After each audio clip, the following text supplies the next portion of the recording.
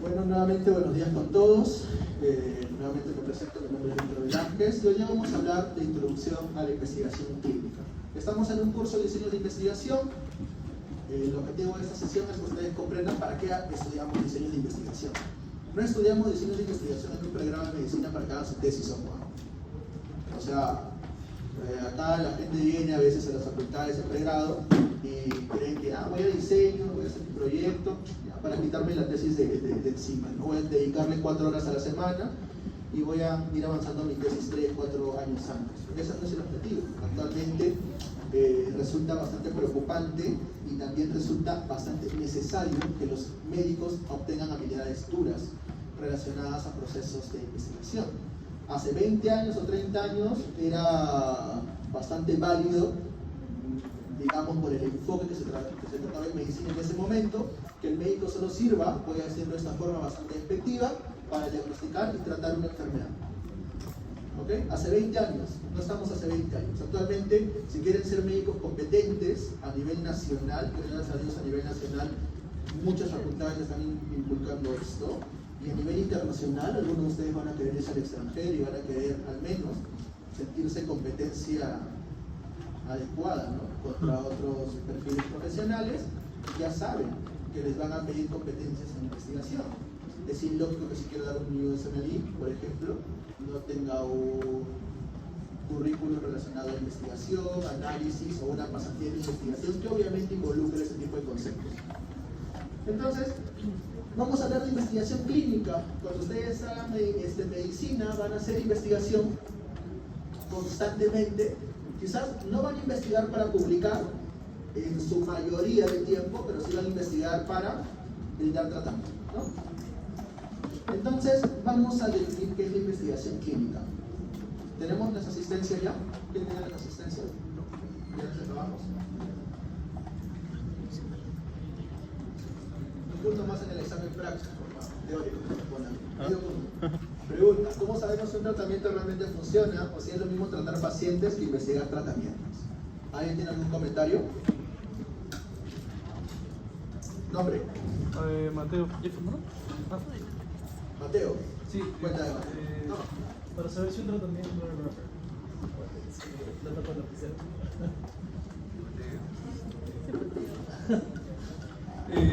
Creo que para saber si un tratamiento realmente funciona es, bueno, primero se tiene que investigar y sacar teóricamente si químicamente tiene una relación con tratar la enfermedad, ¿no? Hacer una prueba, tengo entendido que primero se hacen unas pruebas en animales y luego ver si esas pruebas en animales coinciden con los resultados en una prueba en humanos. Y bueno, también depende de los efectos secundarios y eso, pero se determina cuando hay menor cantidad de efectos secundarios y mayor cantidad de efectos positivos. Muchas gracias, Mateo. Entonces, para saber si un tratamiento funciona hay que demostrar que funciona. Sea la forma en la cual lo hagamos, ¿cierto? Mateo ha dado algunas cosas, ya se ha adelantado como 8 sesiones, ¿está bien? Pero hay que demostrar que algo funciona. Y la otra pregunta también es interesante, ¿no? Si es lo mismo tratar pacientes que investigar tratamientos. ¿Creen que es lo mismo? ¿Tiene algo de relación con lo que ha dicho Mateo? Pero tiene un comentario adicional por acá. ¿Alguien tiene un comentario? ¿Cómo te llamas?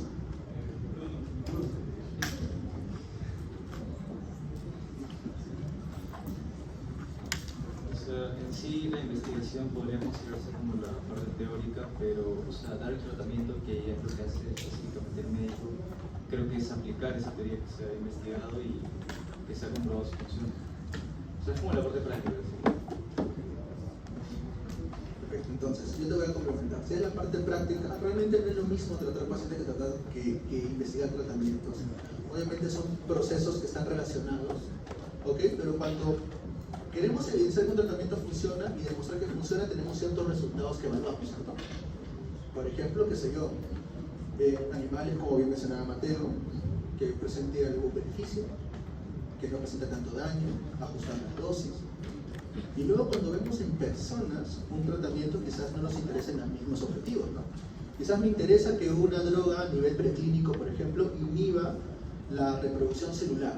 Y es un resultado importante a nivel preclínico, in vitro, que la droga inhiba la reproducción celular por inhibir los receptores TOL, por ejemplo.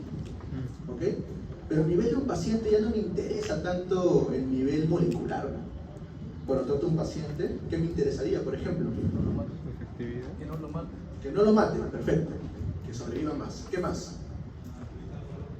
Evitar dolor, perfecto. ¿Qué más? Efectos secundarios, genial. ¿Qué más? ¿Alguien más?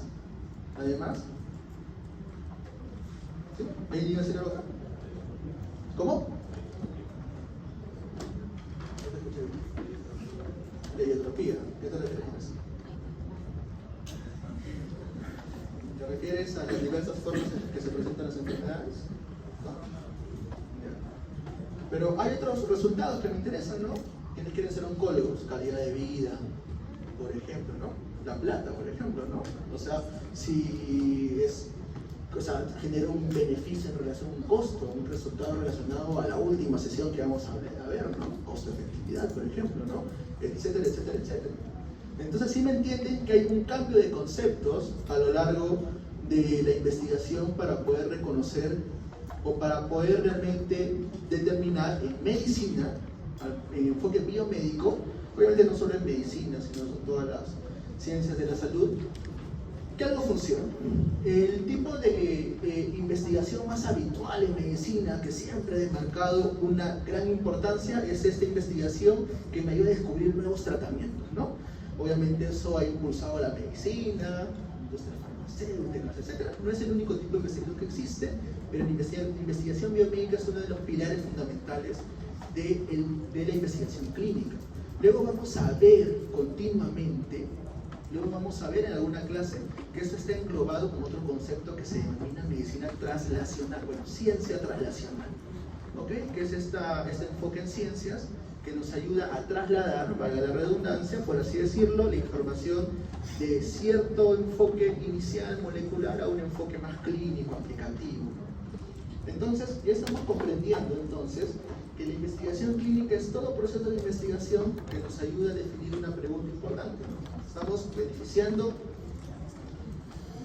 afectando, generando más beneficios que daños en un paciente, en el caso de entonces, definimos esto como un proceso sistemático para evaluar la seguridad y eficacia de tratamientos diagnósticos y estrategias médicas en humanos, aplicando métodos científicos en medicina. No vamos a hablar de ningún enfoque epistemológico, sabemos que existe un concepto para el método científico, repásenlo, porque posiblemente eso los va a seguir toda su vida.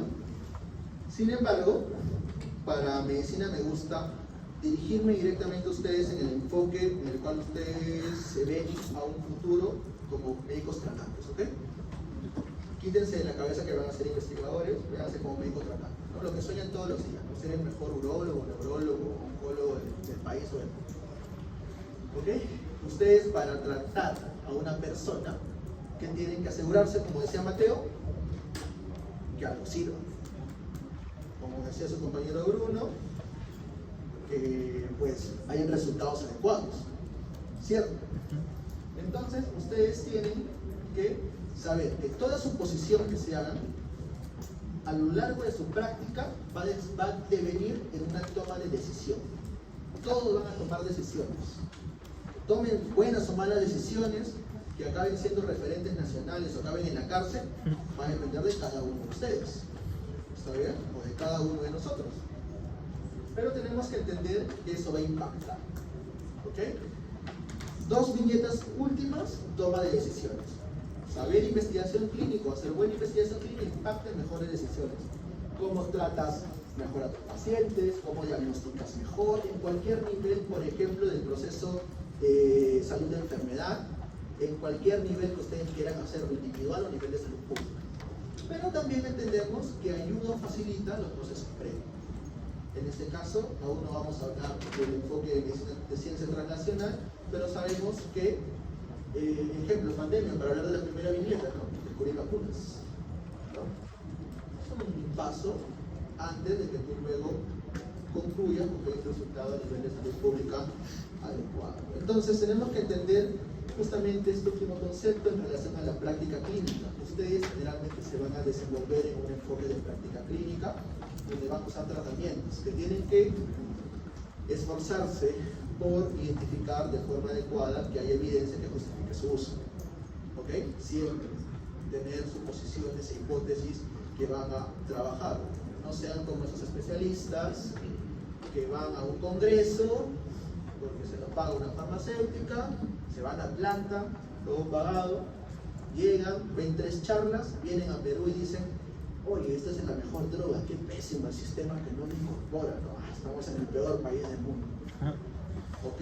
Y luego cuando leen un artículo no saben interpretarlo y están sesgados porque le dijeron 3-4 charlas, le dieron su cenita y viene tranquilo. ¿Ok? Siempre hagan suposiciones, nunca crean todo lo que les dicen. Habitualmente, o yo en mi práctica habitual, contrasto mucho y veo que muchas decisiones que se han tomado, por ejemplo, ¿no? Las oncológicas, que ahora es algo que seguramente estos meses me revelarán a nivel nacional.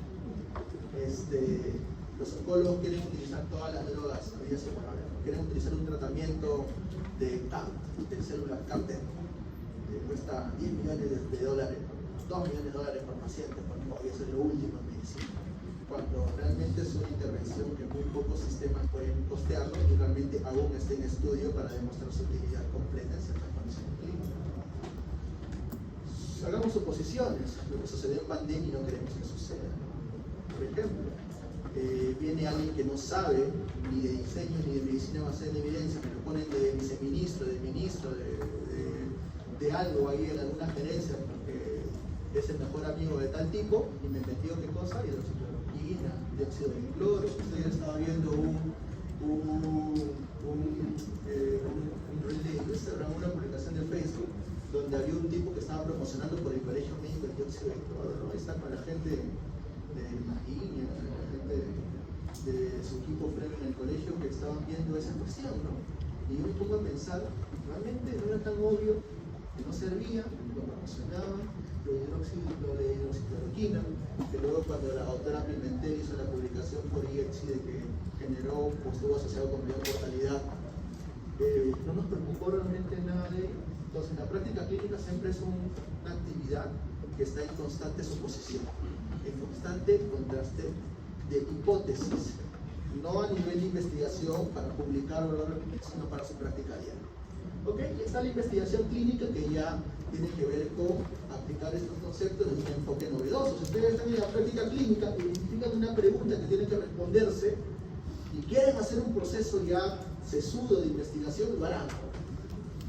Plantearán un nuevo mecanismo molecular, harán estudios preclínicos, ensayos clínicos, estudios observacionales y harán un proceso de investigación clínica para generar mayor evidencia que pueda responder este tipo de interrogantes.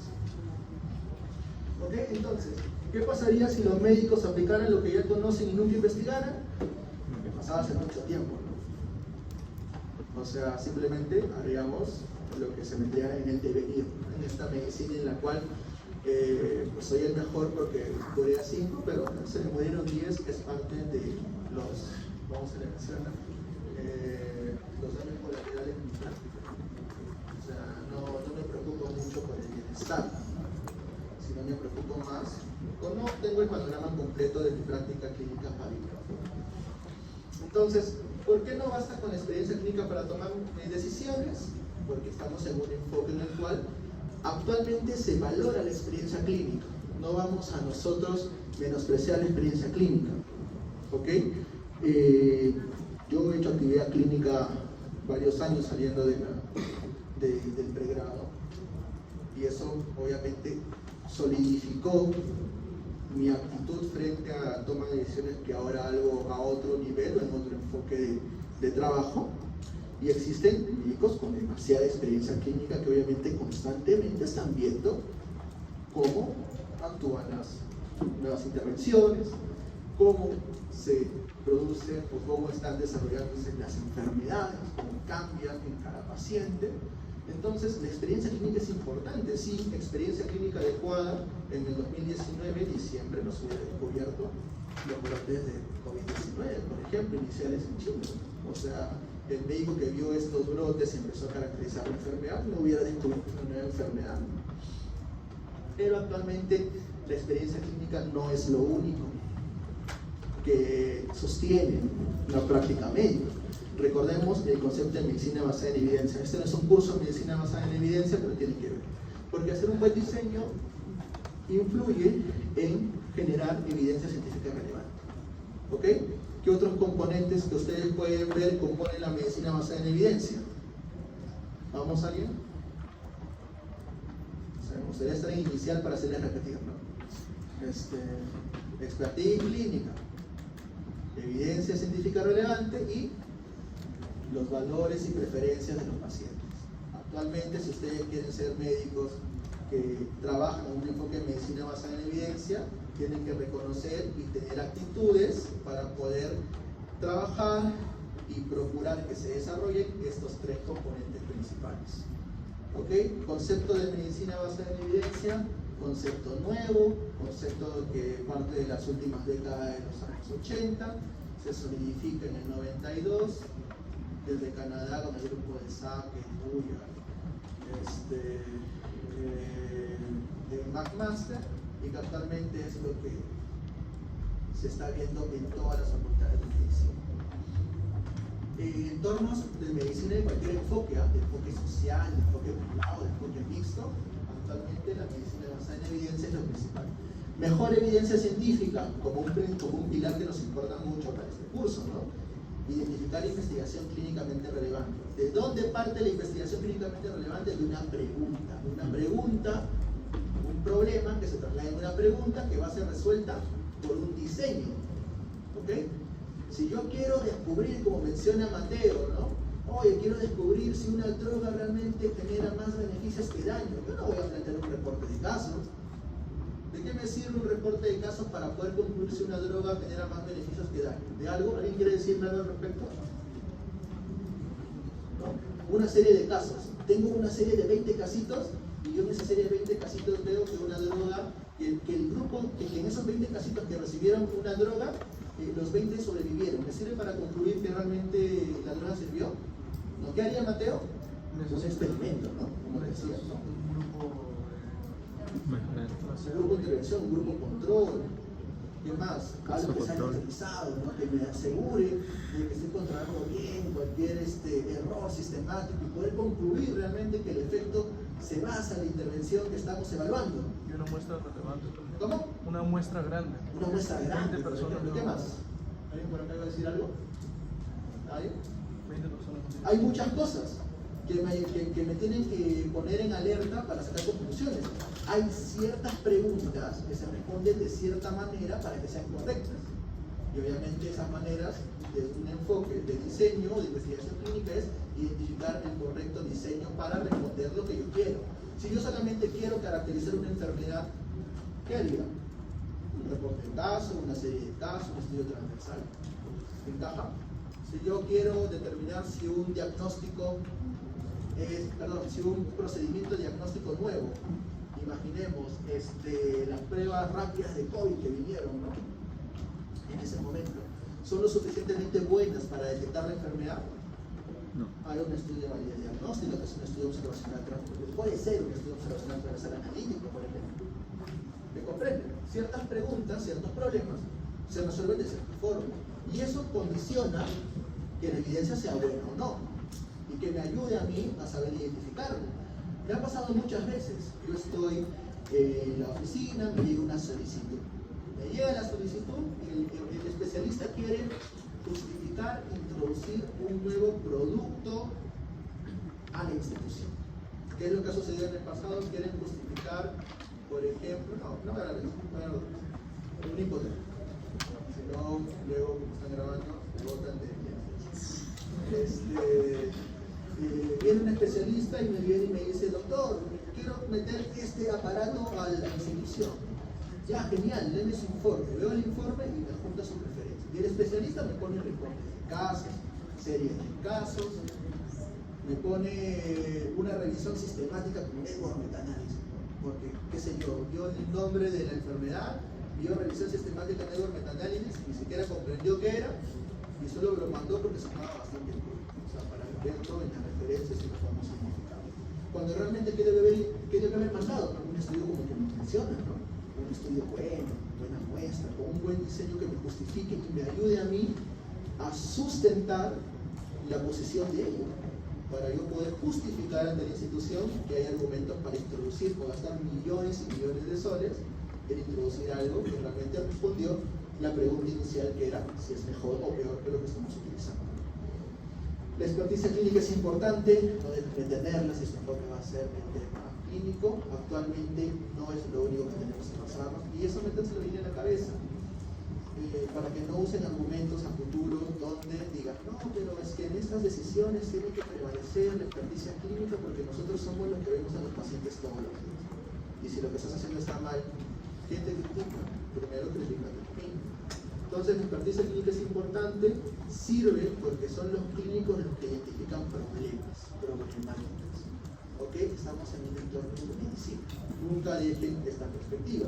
Y tampoco dejen la perspectiva de los valores y preferencias de pacientes.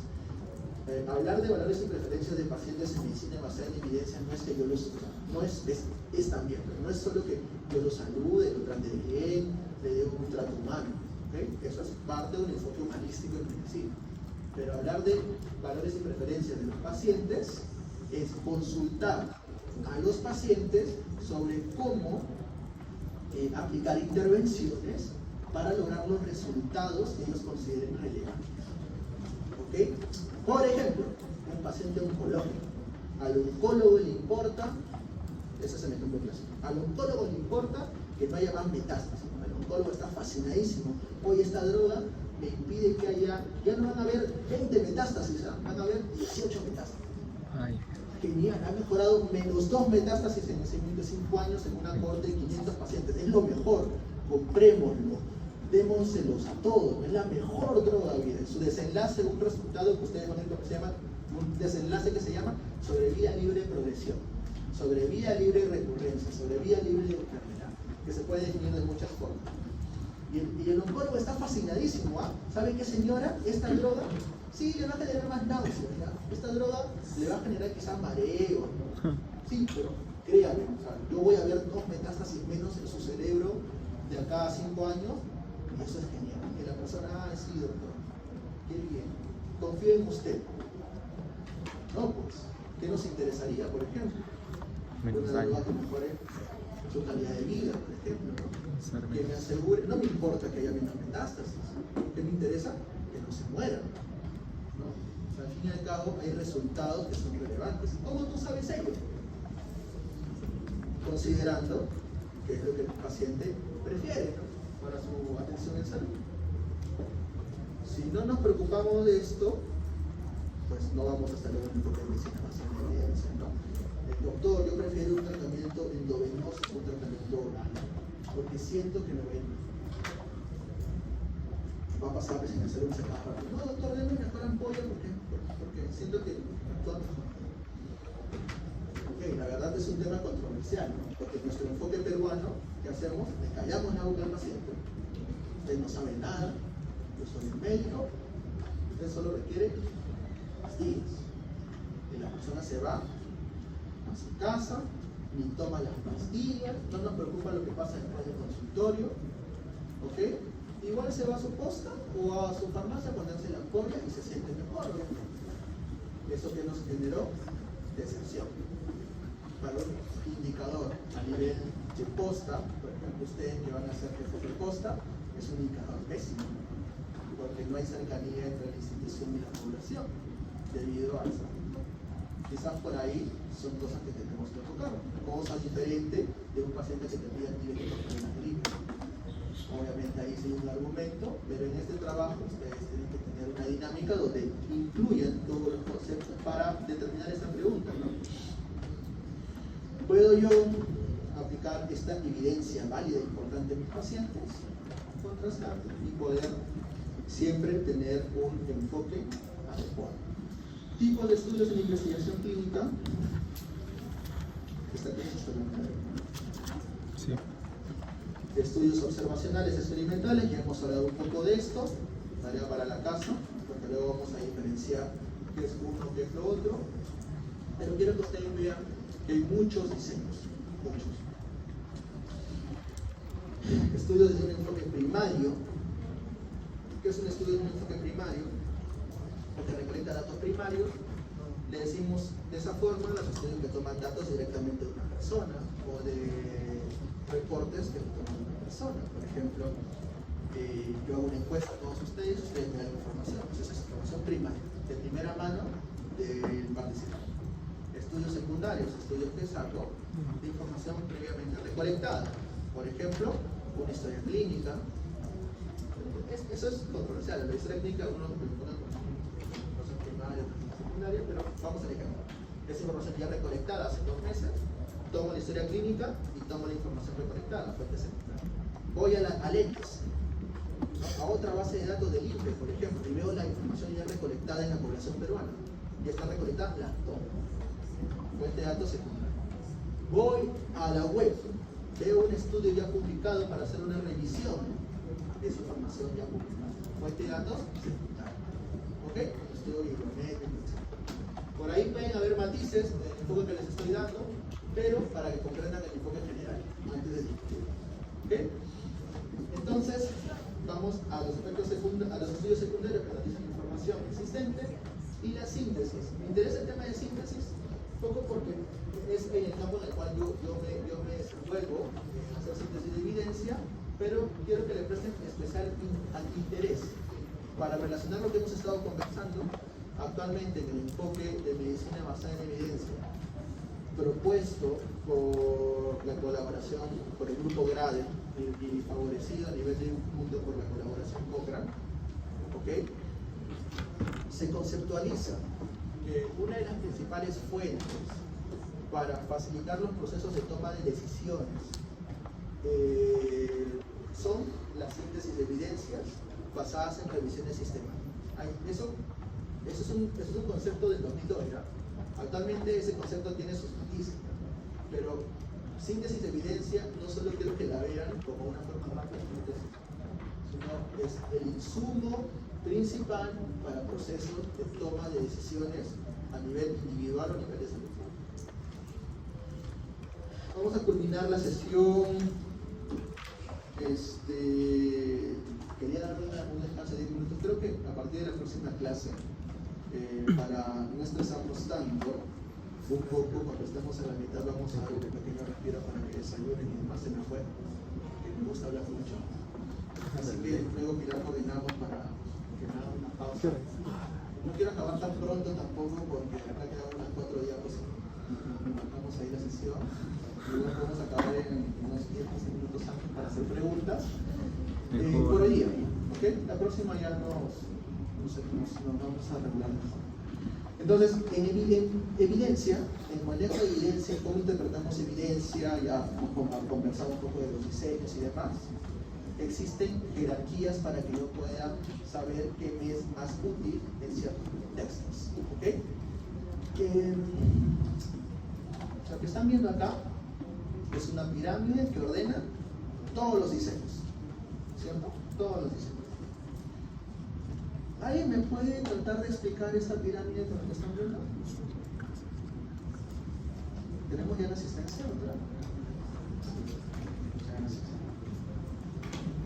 Van a haber días en los cuales estén muy animados y con mucho tiempo para poder molestarlos, van a haber días que vuelvo a repetir.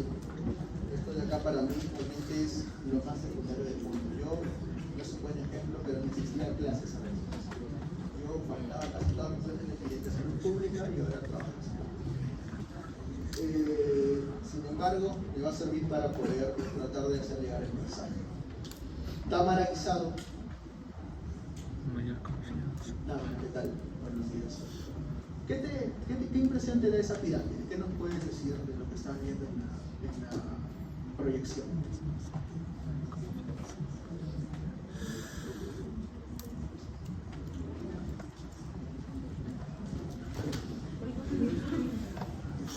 No, está borracho.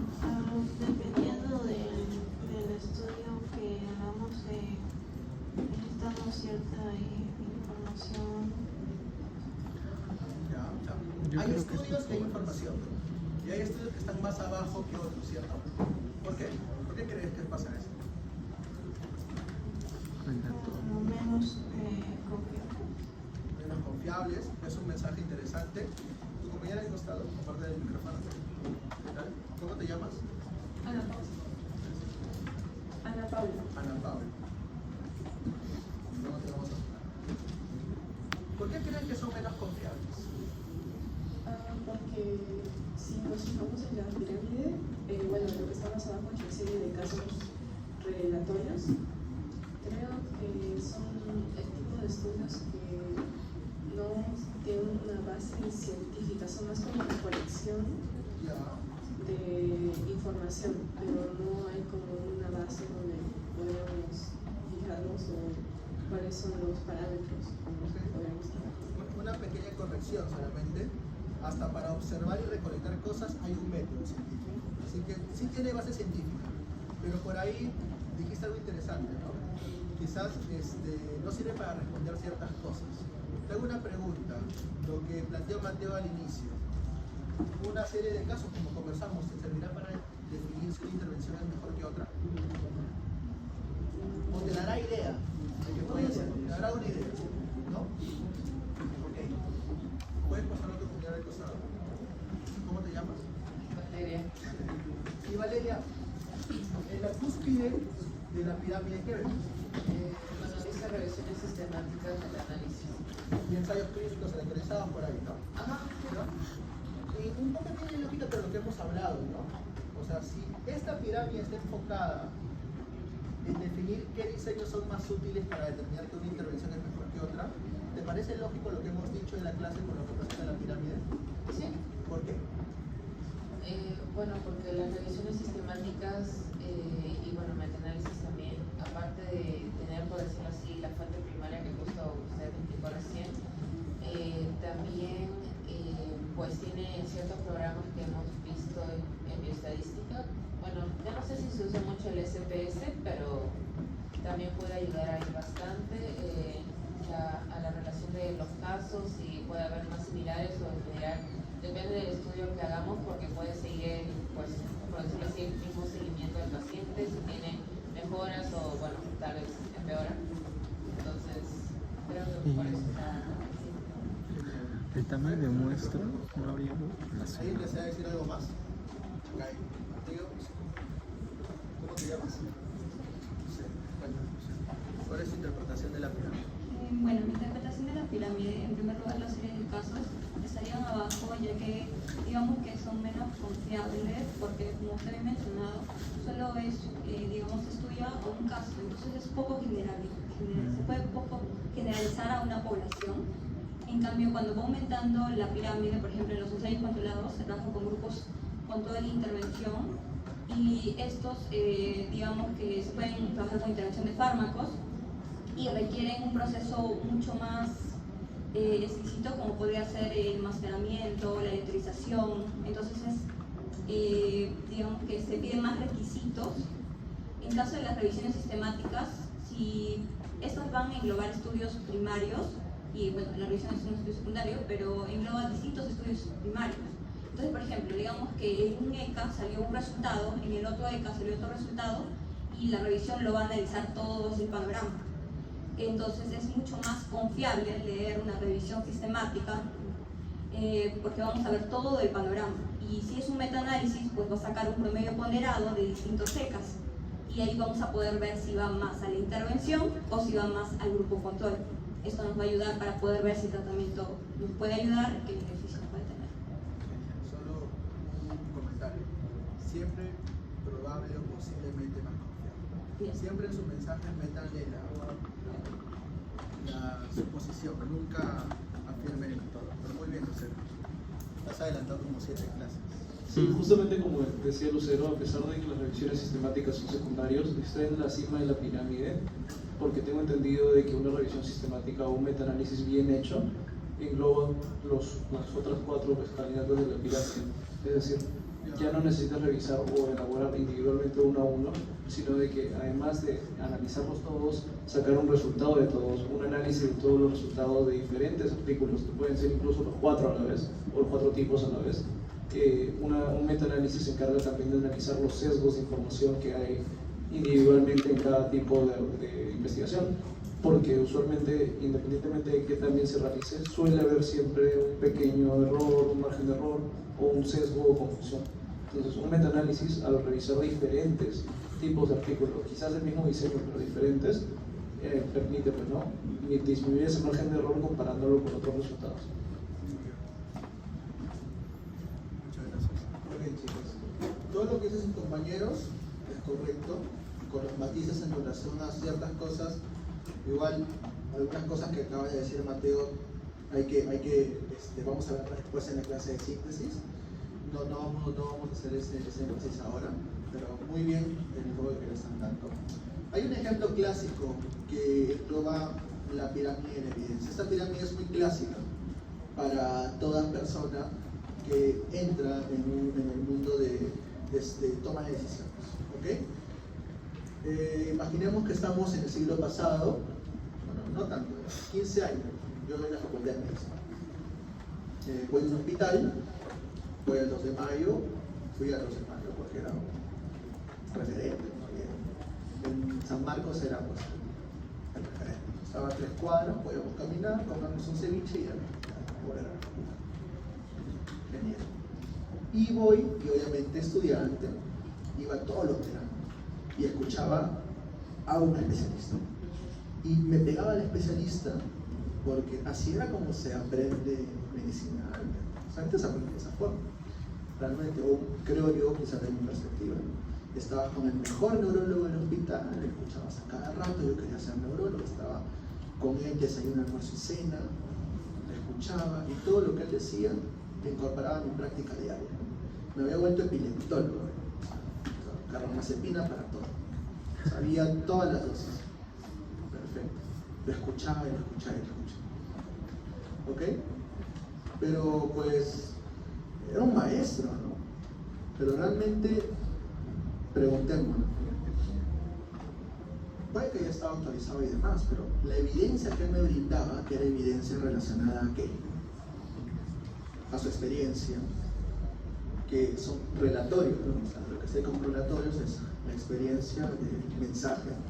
¿Realmente basta o es lo que se ubica en la cúspide de la evidencia que tenemos que utilizar para tomar decisiones? Realmente no. Esta pirámide fue muy importante por la década de los 90 porque hizo un cambio de 180 grados en relación a cómo se interpretaba la evidencia en ese momento. Antes, en la cúspide de toda toma de decisiones que estaba, la experiencia del médico. Actualmente, esta pirámide no busca despreciar o ignorar la experiencia del médico. No, el mensaje que te busca dar es ese, que tengas que entender que hay diferentes enfoques de investigación o diseños que pueden responder mejor ciertas interrogantes. Vuelvo a repetir, si yo solo me hubiera quedado con la experiencia de ese médico para el tratamiento, pues yo hubiera sido neurólogo, ¿no? Ahí nomás, acabando la carrera.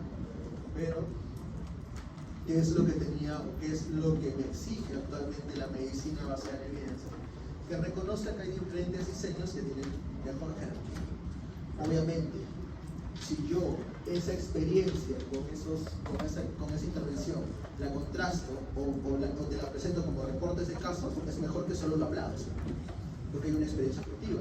Si luego te hago un estudio observacional para evaluar por ahí o observar el efecto de una perspectiva bastante superficial de la carbamazepina, es mejor evidencia que un solo casito.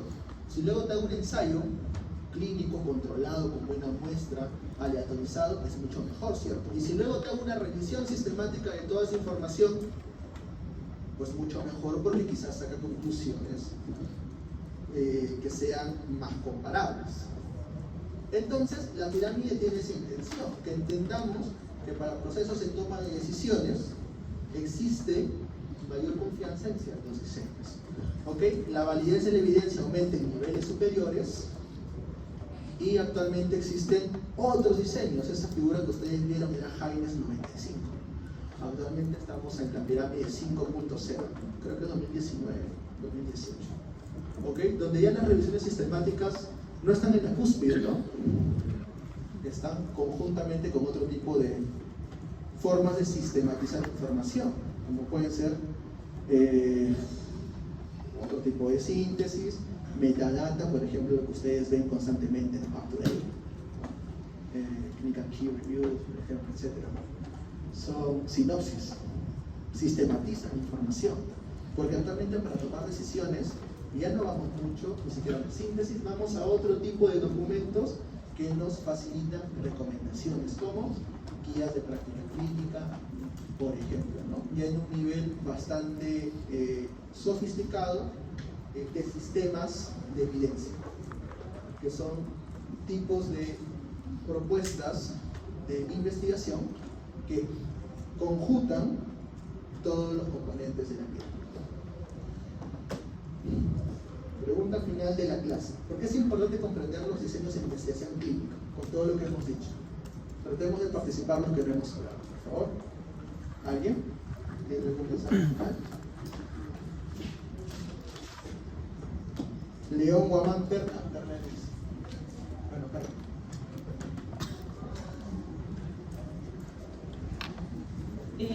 ¿Por qué es importante comprender los diseños de la investigación clínica?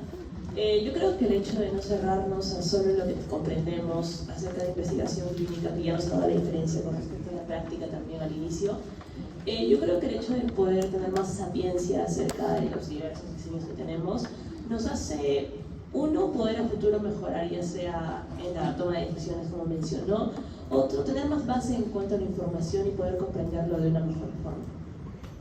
Muy bien. Muchas gracias por el mensaje. Nosotros publicamos esto de acá, súper básico, hace algunos años durante la pandemia. Fue un poco nuestro aporte para hacer un scoping de guías. La verdad, esto fue más o menos en el segundo año de pandemia en relación al COVID, ¿no? ¿Qué nos decía, qué vimos en este reporte de recomendaciones a nivel, hicimos una recopilación a nivel global de guías de práctica clínica que se habían publicado para manejo de COVID, y habíamos identificado en Perú diversas versiones de múltiples guías de práctica clínica, ¿no? A la cabeza las guías del Ministerio de Salud, que se irán publicando constantemente a través de documentos técnicos, y la principal guía que finalmente fue de referencia para todo el país, ¿no? Que tiene 3 versiones actualmente, incluso una versión aislada para COVID y pediátricos, que es la guía del IETSI, ¿no? De salud, que tiene actualmente, se ha publicado hace unos meses una versión en Amazon Guinala. ¿Qué nos decían estas guías para ese momento? Pues habrá sido inicios del segundo año, finales del primer año de pandemia. Que el tratamiento para COVID se circunscribía en estas intervenciones. Las guías de MINSA nos decían que demos hidroxicloroquina, citromicina. Las guías de salud hasta ese momento solo nos decían que demos corticosteroides porque no identificaban evidencia para hidroxicloroquina, para citromicina. Eso no les gustaba mucho a los de MINSA, ¿no? Porque ya habían comprado millones y millones de soles en la cifra, pero estaban buscando por dónde meterlo. Por ahí, si hubieran podido, hubieran metido dióxido de cloro, pero nosotros no lo hicimos, si no hubiera sido una vergüenza. O más vergüenza hubiera dado. Y entre otras intervenciones, ¿no? Luego, incluso IETSI estuvo muy contrariado en incluir hidroxi. Acito sí se descartó porque rápidamente salieron observaciones de este muy conocido ensayo clínico que realizaron en Francia. No me acuerdo el nombre del autor, pero búsquenlo, era uno de los iniciales que luego fue detractado incluso en algunos hallazgos porque habían identificado que habían hecho ciertos análisis como que medio sospechosos por ahí que no justificaban realmente un beneficio para citro. Y acá quedamos, ¿no? El mensaje que llegamos en ese momento para pandemia, nosotros, era pues nada, ¿no? Hay que darle todo, ¿no? O sea, nosotros agarrábamos el paciente con COVID, llegaba a la emergencia y al toque que hacía el médico, ¿no? Ceftriaxona, corticoides, paracetamol, acitromicina, hidroxicloroquina, le daban todo. Le daban todo al paciente que estaba en COVID severo, en UCI, le daban todo. Y pues nada, algunos, ¿qué pasaba? Algunos mejoraban, algunos morían, algunos quedaban secuelados. Pero ahí como que se justificaba en parte porque era una situación de emergencia, pero era lo que tenía que solucionarse, ¿no? Tenía que haber evidencia que nos vaya a sostener. La evidencia fue cambiando poco a poco. Ivermectina. Utilizaban enfoques en diversos corticoides. Al final los corticoides quedaron para uso y para COVID severo. Se eliminaron la levo, se eliminó la ivermectina, se eliminó la citro, se eliminó la hidroxicloroquina, la warfarina que se colocaba siempre en todo paciente que entraba con un COVID moderado severo, ¿no? Como otros anticoagulantes que colocamos, tratamiento sintomático, entre otras cosas, ¿no? Todo esto fue modificándose rápidamente en el transcurso de los meses. ¿Qué pasó en el Perú? ¿Quién recuerda qué es lo que pasó en el Perú?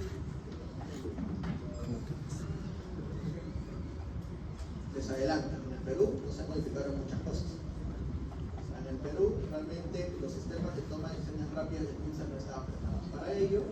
Los sistemas de salud del IETSI era el instituto que englobaba hasta ese momento mayor cantidad de metodólogos, tampoco estábamos preparados para ello, pero conocíamos algo de la metodología y estaban habiendo diversas iniciativas a nivel de guías, a nivel de revisiones rápidas, tanto en INSA, y por ahí tratando de dilucidar constantemente cómo cambiaba esta propuesta de tratamiento que, recuerden, cambiaba cada 3 meses, ¿no? Cada 3 meses, cada 4 meses, cada que se actualizaba algo, el Perú que hacía, copiaba lo que decía Inglaterra, copiaba lo que decía Estados Unidos, y luego cuando ya empezó a matizarse todo, ya empezábamos a reevaluar lo que estábamos haciendo.